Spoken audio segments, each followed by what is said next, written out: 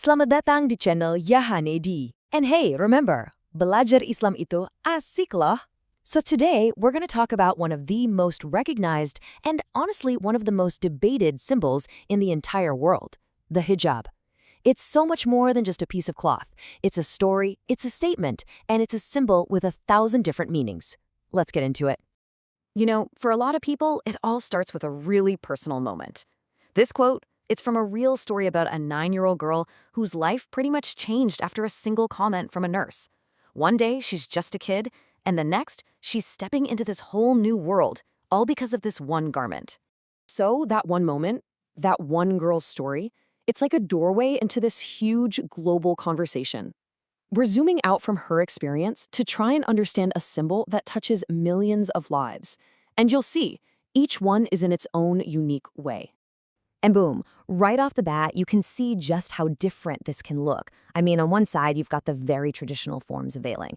And on the other, modern, modest fashion. It's vibrant, it's stylish, it's a total form of self-expression.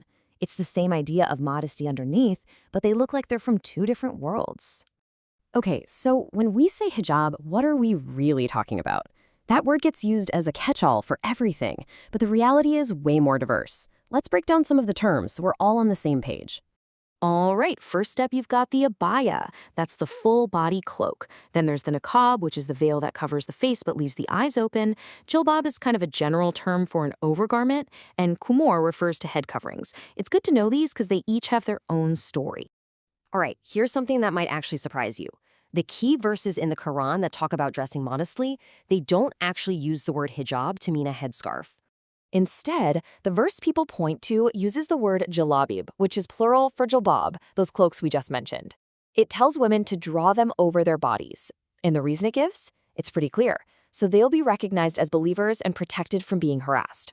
But see, the physical garment, that's just the surface level. Underneath it all is this really deep concept called haya. This is all about having a sense of conscientiousness, of modesty, of dignity. And it's not just for women, it's for everybody. It's kind of described as the signature trait of the faith. It's the why behind the what. And because it has all this deep meaning, it's no wonder the hijab has become, well, such a hot-button issue. It sparks these intense debates all over the world, even inside feminist movements. I mean, the debate is just intense. On one side, you have tons of Muslim feminists who see the hijab as a choice, as something that's empowering. It's about taking control of their bodies, standing up to discrimination, and owning their identity. But on the flip side, others, including some Muslim women, see it as a symbol of being controlled. They argue that some governments have even pushed for bans to try and liberate women from it. And this quote from Nadia Takolia really nails that feeling of empowerment. For her, it's not about hiding. It's about taking control of her own story and saying, hey, my femininity isn't just out there for anyone to consume. It's a powerful pushback. But, you know, that argument about subjugation, it's not coming from nowhere. There are very real historical examples.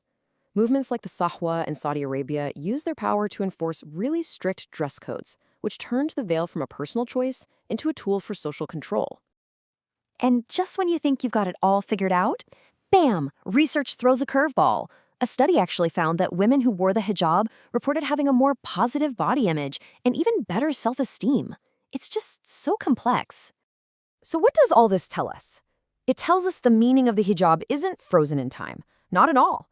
In fact, in our modern world with globalization and social media, it's been completely transformed. Which brings us to a whole new phenomenon, the hijabista. There's actually a cool sociological term for this whole thing, liquid modernity. Basically, the idea is that in our super fast-paced world, old solid symbols become fluid.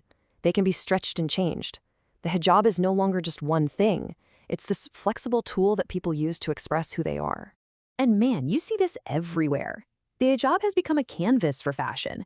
It's a way for young Muslim women to perfectly balance their faith with modern style and their own personal taste. And we're not just talking about one city or one country here. This is a totally global thing.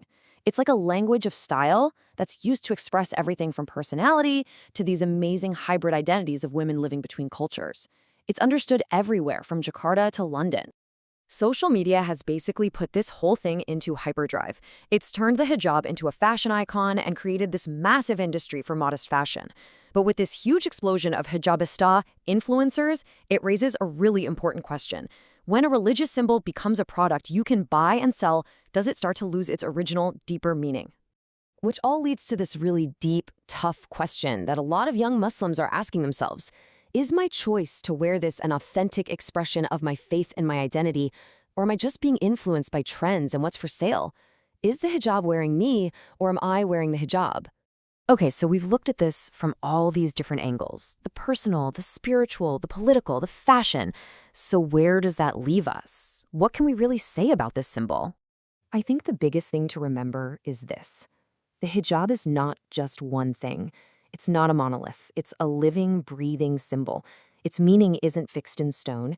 It's constantly being debated and negotiated and remade by the women who wear it and by the world that sees it. I mean, think about it. In this one single piece of fabric, you can find a deep act of faith, a tool of oppression, a high fashion statement, a political symbol, an empowered feminist choice, and even a quiet act of resistance. It all depends on who's wearing it, where they are, and why they're doing it. So that leaves us with this huge final question. If a single garment can mean oppression and freedom, faith and fashion, being forced and making a choice, then who gets to decide what it really means? The person wearing it? The person looking at it? The government? So I've got to ask you, what do you think defines the meaning of a symbol like this? Is it the intention of the person wearing it, or is it how the world around them sees it? Let me know what you think in the comments below, and hey, don't forget to subscribe.